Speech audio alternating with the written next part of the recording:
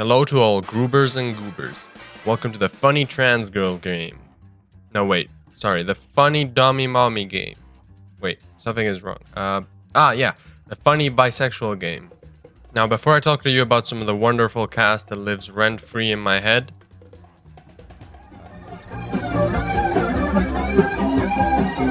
I'm gonna make something very clear. I am bad at this game. This is my first ever fighting game, so I suck mega ass at it. But I still love it so much. I am feeling so good from going from a poop sucker ranked to, hey, you know when to press buttons rank.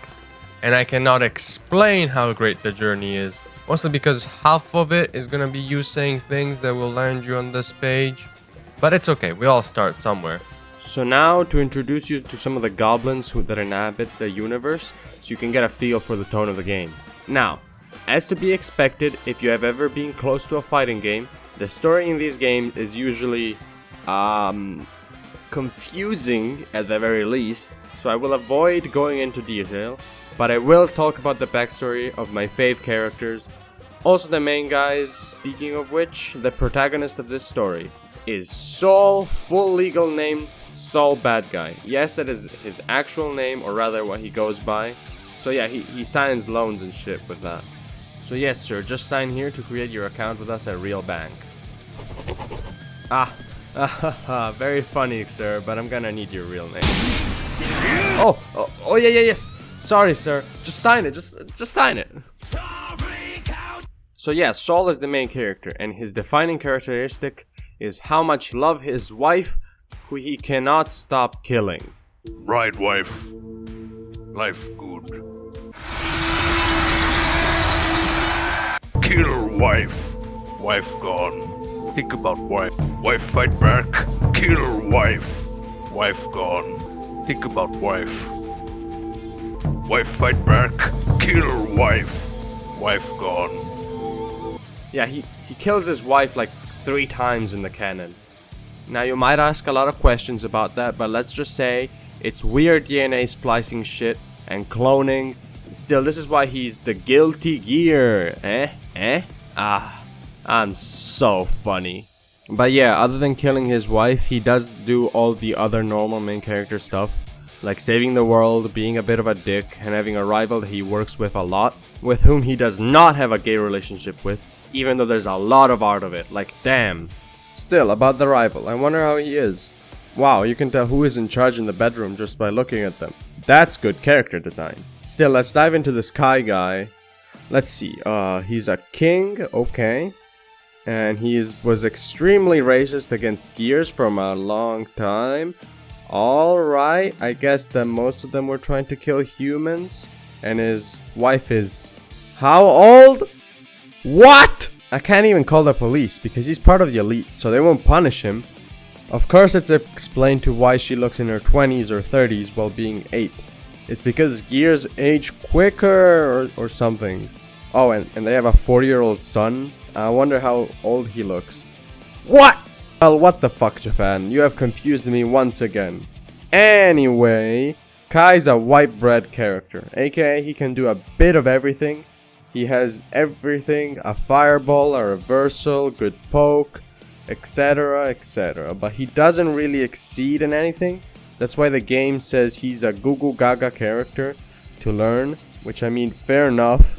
So play him if you like the taste of white bread or have nothing better going on in your life.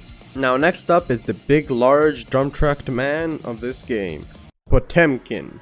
Now Potemkin being this concerningly huge is very slow, but he's like the average American in everything, including armaments, not just size. Meaning that if he can get those big ol' hands on you, oh boy, it's gonna hurt quite a bit. His lore requires me to explain a bit about the Guilty Gear world as a whole, so imagine a world where the UN actually does things and is quite a force to be reckoned with. And then imagine that Y2K was less of a little goof and more a demonic level event where it seemed like something wanted to come out of all of technology. So the UN was like, nope, fuck technology. All my homies hate technology. And everyone was like, yeah, okay, fair enough. Except India, that flipped everyone off and built a gigantic fucking floating ship that's country-sized and declared the UN is a bunch of pussy-ass bitches and that they were keeping technology. This is called ZEP. And they used slaves for a long while. Potemkin was part of the slaves and then rose up and liberated them. And now he's just a glue-eating soldier that everyone loves. Next up is one of my absolute favorites, Faust. This tall, big old boy is actually the best surgeon that ever lived. Yeah, see? He even has his degree with him. So you might ask a couple of questions like how, what, why, but mostly you just wonder why he looks like this.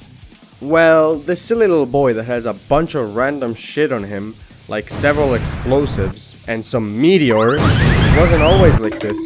He became this goofy in a really sad way because God smite us if a goofy character does not have a depressing as fuck story, which is that he was a super medic who was so good he was about to cure death in a little girl, but that Zato 1 fucked up the experiment on the behalf of the shadow government. Yeah, there's a shadow government made up of shadow wizards that rule the world. Because of course there is. I refuse to explain why. So anyway, after a single failed operation, Faust goes insane. You might say a bit of an overreaction, but you have to understand he's Chinese, so his parents taught him to accept only perfection. Stereotypes funny. Still, once he goes insane, he takes the mantle of Dr. Baldhead and kills like a shit ton of people. But at the end of the first Guilty Gear game, people start loving him again and call him a messiah. So he becomes Faust and decides to help people around the world to atone for his past actions. And ever since he's been chilling until Strive, when he caught a serious bit of depression, basically. So that's the reason for the long face. Eh? Get it? Ah! Deserved! So Faust is the randomest and weirdest of the Guilty Gear characters. He tosses random items that usually cause a ton of chaos that he can use to attack the enemies, along with his far-reaching attacks, all of them silly in some way or another. I just adore the silliness, but I cannot play him. While I adore a lot about him, his gameplay has not clicked with me yet.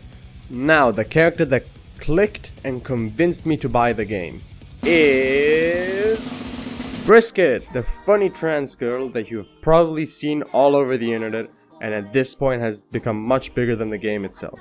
She is silly, she is quirky, and she is cute as hell. I do have a couple of mods to make Baguette look even more cute. Now, while I love the representation in a video game, and it is what convinced me to buy the game, what convinced me to stick to Bucket is the fact that she is relatively simple to understand and play, and her extremely annoying and fun toolkit. If you never saw Bridge before, you might be asking, is that girl using a yo-yo and a live teddy bear to fight? What the shit? And I mean, yeah, but also, this isn't even the weirdest thing to be happening in the canon, so I wouldn't worry about it. So, Banana's story is kinda simple, but also stupidly controversial for being this simple because of... Kill me. Holy shit, what the hell happened to this shithole? Geez, yeah, X! Started debating about it because it's what they do best. Get in debates and post X videos. Still, her story is basically... Bingle was born in the hellish wasteland known as Britain post-Brexit, where civilization has regressed a fair bit, so the tribe of her village thought that if twins were born with the same sex, shit was be cursed as fuck. So Bandana's parents thought, we don't want to really kill our children, so they disguised Bonker as a girl for most of her life, until she became a bounty hunter to show that she could be rich even though she was an unlucky twin. So she murdered tons of people. That's right, folks. This girl, she is a killer. She has killed people for money, more than once. Still, Brick came back to the village with hella cash and showed them the drip, and the village was like, oh, the curse was fake? As well as these Jordans? Damn, we killed a lot of kids for no reasons then. So then Bread continued on her way, just that something didn't feel quite right.